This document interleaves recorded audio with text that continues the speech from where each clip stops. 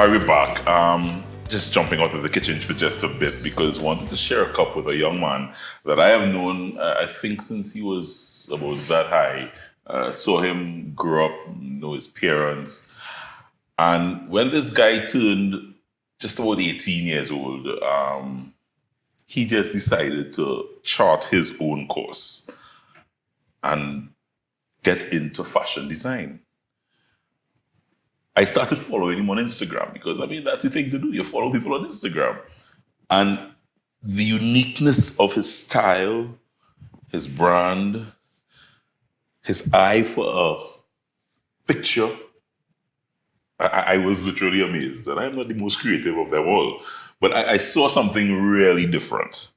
And I was so proud that I knew this young man. I said, I know Levi. The brand is Levi Marcus. Recently, he put out an entire line. When I went to Soca Fest a couple weekends ago, Marshall Montana was wearing the man brand. Yes?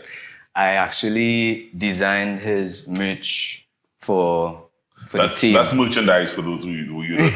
He designed his merch. That's merchandise. This year, actually. So his entire line this season? So you would see he's wearing hoodies with Monk and they have some text coming down the sleeves and the band is wearing it. And they have variations of it, of course, in different colors. And so, yes, they approached me for that. And so that's uniquely for Marshall Montano. That's uniquely for Marshall Montano. Yeah, right? Exactly. Yeah, that's exactly, cool. Exactly. Levi, take me back. Levi Marcus Howell. The brand is Levi Marcus. And follow him on Instagram. It's just a unique follow. You live in New York or are you're back and forth? So I recently graduated from New York, and I'm on OPT, which is basically where they give you a year to work on what you studied in school. Right. So I did that under my brand. So I'm freelancing. So I kind of move. I'm couch surfing right now. I'm home. I was in Miami for some time. My girlfriend lives in Toronto, so I spend a lot of time there as well. That's your life. Yeah. That's your life. Take me back, Levi, before all of this big glamour life that you're now living. I'm sure mommy will be cringing hearing all of that. But take me back. You went to St. Mary's College. Mm-hmm. Graduated. And got a job, nice, good job at the bank. Yeah, got So actually, when I graduated from from CIC and I finished Cape, I went to England to study tailoring in Savile Row. So this was always kind of in the back of your mind. Yeah, it was always I was always interested in clothes. I always took pride in the way I dress. Right. Girls love men that could dress well. So always. You see that kind of neighborhood? Jackie, girls love guys who dress well. Mommy listening, but so I spent about 3 months in England doing that, and then I came back to work in the bank, which I spent a year and a half there prior to going to FIT in New York. But when you worked in the bank, what happened? So when I worked in the bank, I just realized it wasn't for me. The everyday 9 to 5, I couldn't do it. Being in an office every day, the same settings, I couldn't do it, what I mean? So when I finished school, I made up my mind that wasn't my journey. Yeah. And did you know what your journey would be? Leaving the bank? Did you have any idea? So when I was in the bank, I would always be working on I was working on my brand since then. What I didn't know is what I wanted to do with the brand. So I began with, styling my own outfits, taking pictures, putting it on Instagram. Then eventually I came up with the logo and I decided to put it on a cap. And when I came back home, I believe it was the first Christmas after my first semester in college. People would be like, hey, I want one. Where I could get one thing. So I was like, okay, this obviously has some pull. So I made a couple, sold out in the first week. And, the rest is history. I just kept building on that. You know what I mean? And that was simply from putting out on Instagram. Yeah, that was simply from putting my logo on a cap and putting it on Instagram, posting it. Yeah. So this is the logo, guys. Levi Marcus. When I saw it, I wanted one. So I made sure. And as I said, he's representing 868. This is a particular line that I think you did before Carnival, but it's kind of coming in kind of just handy for Carnival time. Yeah, most definitely. Independence, Carnival. Any time where Trini wants to rep their country. Yeah. Definitely. And there's the hoodie version. Hoodie version. Yeah, you get the hoodie version as well. And then of course the caps. Yeah, caps. And then the caps. Yeah. This looks so simple. Yeah. So I would think if I just put my name on a thing, nobody would buy that. How did you engender creating the brand and creating the merchandise that would now be something that Marshall Montano would want?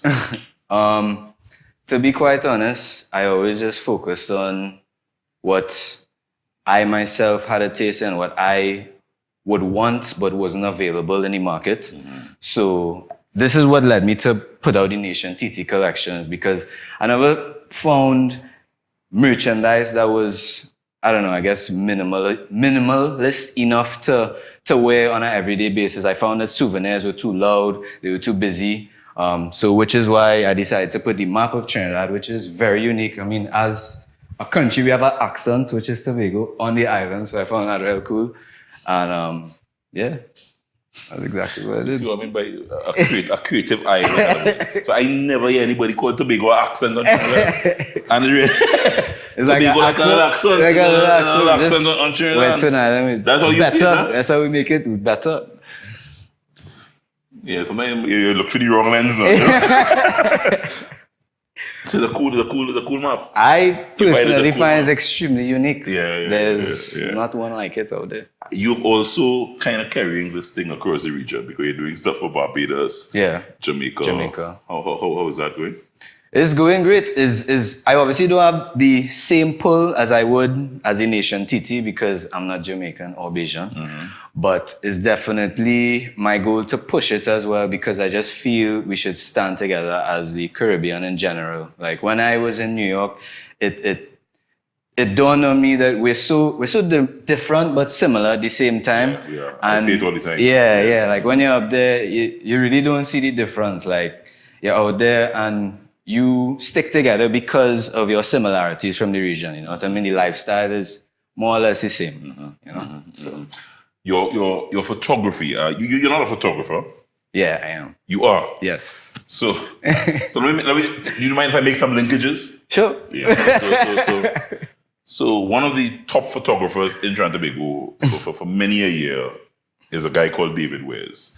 David has been on the show a couple of times. Most of you will. Once I call that name, you will know him.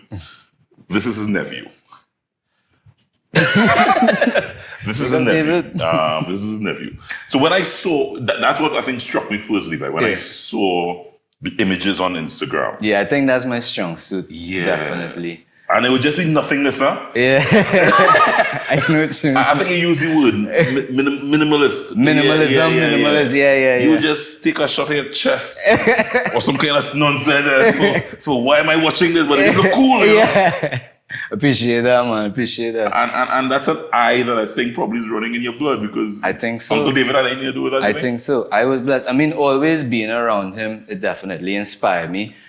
But I think when I went to school, just the environment that school had. They had a lot of photographers, designers, and I would see Instagram now started to get like real popular in Trinidad, I would say. And my dad had a second-hand camera. I always used to use my phone, but then he had a second-hand camera that he gave to me. And the rest was history from there, you know. I just went crazy. It's something that I love, and I do it simply for fun, you know. Like, I would just call my boy up, be like, hey, you want to go and take some shots? And we go down in Brooklyn, you know, by wherever, and take pictures wherever, you know, just making the most of whatever, you know, setting we had. Environment you're in. Yeah. Exactly. Where is this going, Levi? Because I'm sure mommy and daddy asked you that already. How many t-shirts are you going to make, Levi? How many caps are you going to print? Where is this going? So this is only the beginning. Honestly, my dream is to, you know, create a brand that could represent the Caribbean region and stand up against the biggest brands in the world. Yeah. I want to be the Caribbean Ralph Lauren, if you want to put it that way. So I was hoping you make my pause raise it. Yeah, I was hoping yeah. that's what you said. Yeah. That's where you were thinking. Nah, Yeah, most yeah, definitely. I'm playing the forever game, and I want to leave a legacy that people all around the region could be proud of. You know, a clothing design that represents their culture and the things that, you know, are relevant to them. You know what I mean? You're playing the forever. The forever game. Respect, my brother. Appreciate that, man. Appreciate that, man. Levi Marcus. Let me just show you one. It's Levi Marcus on Instagram. Yes, Levi.Marcus. Levi.Marcus. Yes. Please do the follow on Instagram. Look at the brand. Look at the name. In about 5 years' time, you have to pay big money with this. Yeah, right? One of the young designers in Tobago, young man with a vision, and he's taking it to another level altogether. Thank you very much, brother. Thank you. Love a good story on Kappa Joe, and I've known this young man for quite a while.